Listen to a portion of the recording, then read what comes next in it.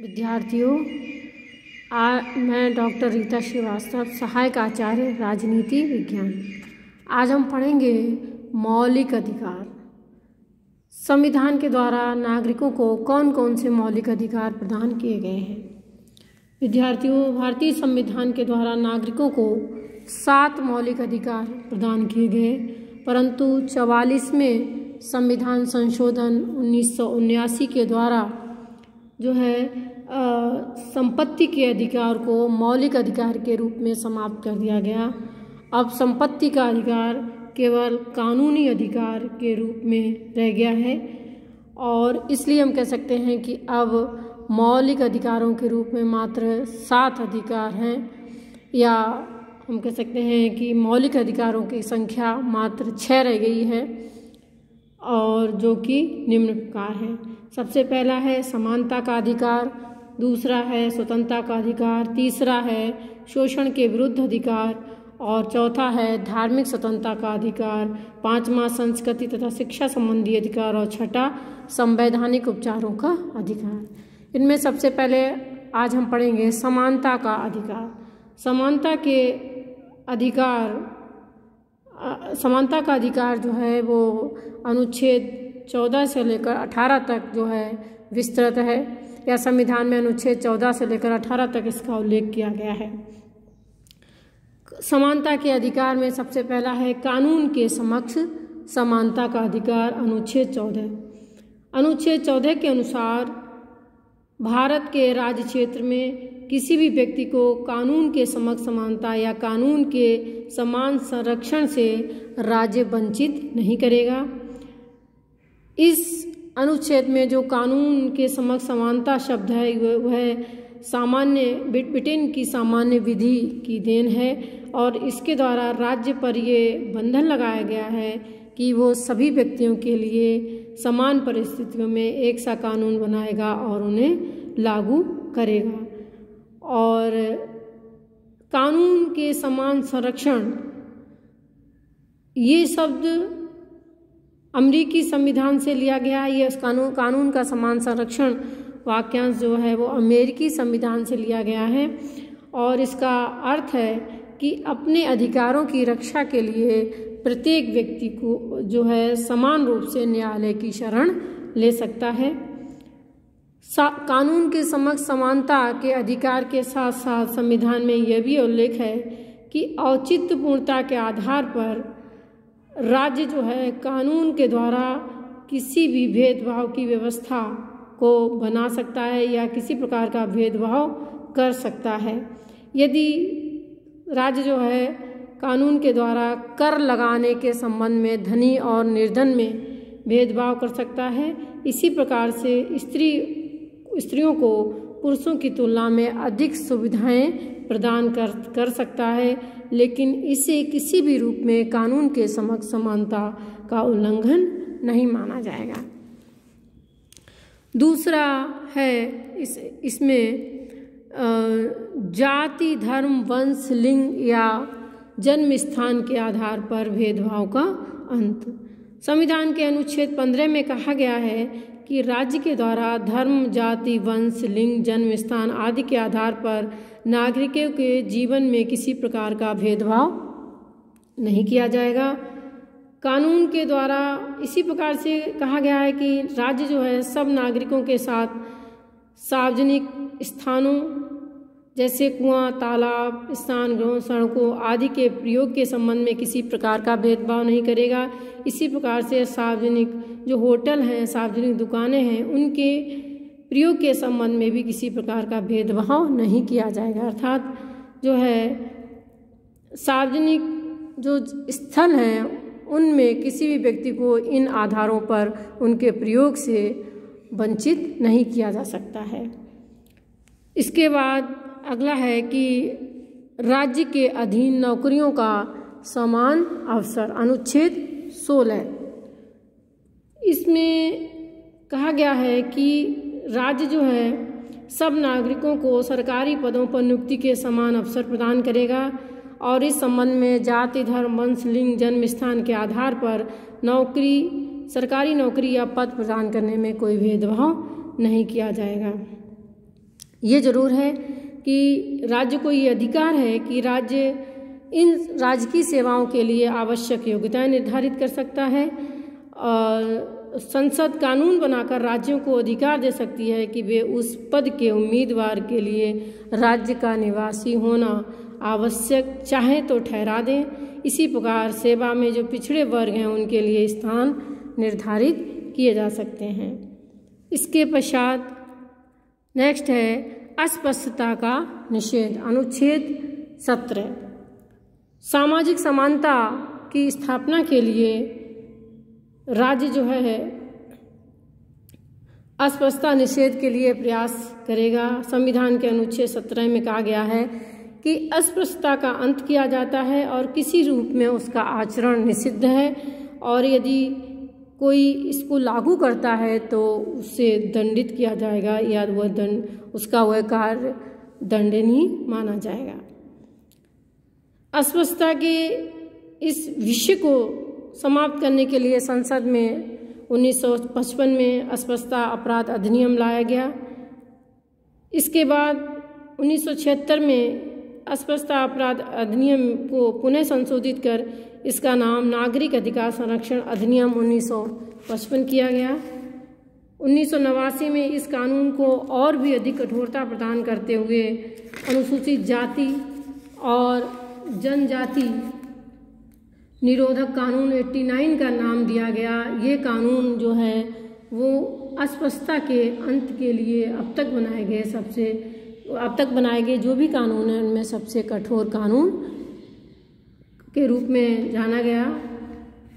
इसके बाद है उपाधियों का अंत, अनुच्छेद 18। संविधान के अनुच्छेद 18 में ये व्यवस्था की गई कि सेना अथवा विद्या संबंधी उपाधियों के अलावा राज्य कोई भी उपाधि प्रदान नहीं करेगा।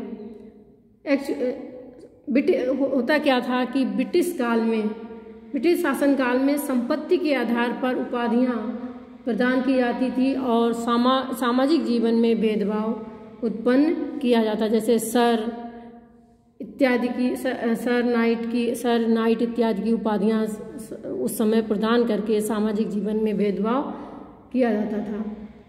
और इस प्रकार से जो है अनुच्छेद 18 की ये जो व्यवस्था है 1950, इस व्यवस्था के लागू होते हुए भी 1950 से भारत सरकार के द्वारा पद्म विभूषण, पद्म भूषण, पद्मश्री इत्यादि उपाधियां प्रदान की जाती रहीं। इनकी आलोचना की गई और सरकार के इस कार्य को न्यायालय में चुनौती दी गई और सर्वोच्च न्यायालय ने इस संबंध में कहा कि उपाधियां प्रदान करने की व्यवस्था संविधान के प्रतिकूल नहीं है, बशर्ते शासन का समस्त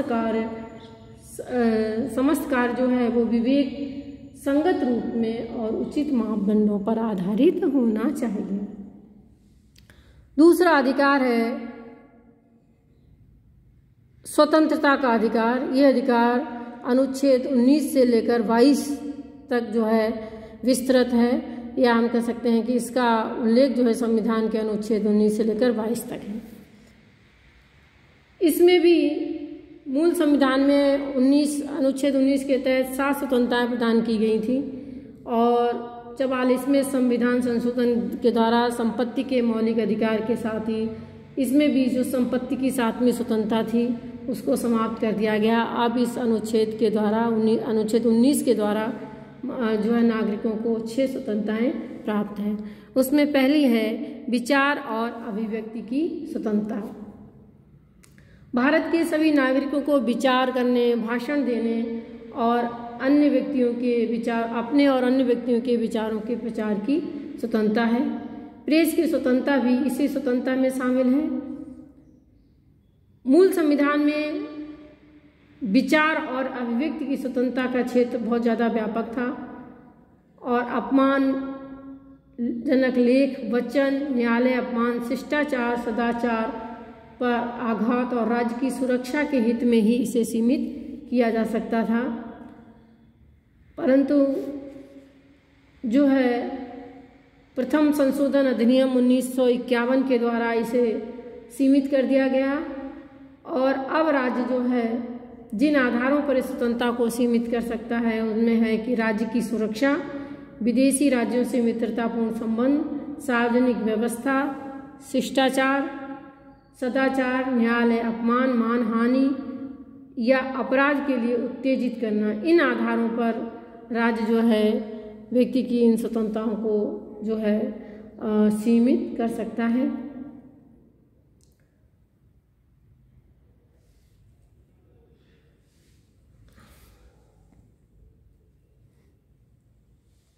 नेक्स्ट है शांतिपूर्ण ढंग से सभा या सम्मेलन की स्वतंत्रता। व्यक्ति के द्वारा, इसमें कहा गया, संविधान में कहा गया है कि व्यक्ति के द्वारा अपने विचारों के प्रचार के लिए अस्त्र शस्त्र के बिना शांतिपूर्ण ढंग से जो है सभा या सम्मेलन किया जा सकता है और उनके द्वारा जुलूस और प्रदर्शन का आयोजन भी किया जा सकता है। लेकिन हम कह सकते हैं कि स्वतंत्रता भी असीमित नहीं है। सार्वजनिक सुरक्षा के हित में राज्य के द्वारा इस स्वतंत्रता को सीमित किया जा सकता है। नेक्स्ट है समुदाय और संघ निर्माण की स्वतंत्रता। नागरिकों को समुदाय और संघ निर्माण की स्वतंत्रता है। ये स्वतंत्रता भी प्रतिबंधों के अधीन है या उसके ऊपर कुछ अंकुश हैं और सामान्यतः इसमें कहा है कि राज्य साधारण जनता के हितों को ध्यान में रखते हुए इनको प्रतिबंधित कर सकता है।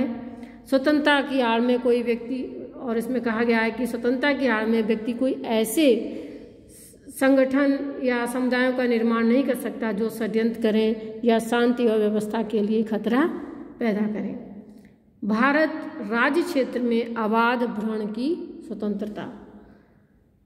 भारत के सभी नागरिकों को बिना किसी प्रतिबंध के या विशेष किसी अधिकार पत्र के संपूर्ण भारत में भ्रमण की स्वतंत्रता मिली हुई है, परंतु इस अधिकार पर भी राज्य सामान्य जनता के हित में, सामान्य हित में या अनुसूचित जाति और जनजाति के हित में प्रतिबंध लगा सकता है या मर्यादित कर सकता है।